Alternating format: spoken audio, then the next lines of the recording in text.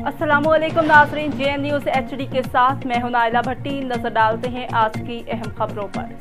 सजावल से खबर शामिल करेंगे। जहांगीर खान की रिपोर्ट के मुताबिक सजावल में माजूर अफराद की तालीम और फलाह बहबूद के लिए सिंध हुकूमत और निजी शराके इदारे के तहत कायम मोरडो सेंटर में 3 साल तक तालीम और तरबियत हासिल करने वाले माजूर तलबा की ग्रेजुएशन तकरीब का इनेकाद किया गया। तकरीब में मेहमान खास SSP सजावल शहला कुरैशी और नेवल कमांडोज जवाद हैदर ख्वाजा ने तरबियत हासिल करने वाले तलबा को सर्टिफिकेट और शील्ड्स दी और खिताब करते हुए कहा कि मोरडो सेंटर में ज़ेर तरबियत तलबा को सिलाई मशीनें और दीगर दस्तकारी फराहम की गई है। खसूसी बच्चों को बेहतर तालीम के साथ साथ मुख्तलिफ हुनर भी सिखाए जाते हैं और उम्मीद की जा सकती है कि वो तरबियत हासिल कर सकेंगे, अपनी सलाहियतों को इस्तेमाल करते हुए बेहतर मुलाज़बतें हासिल कर सकते हैं।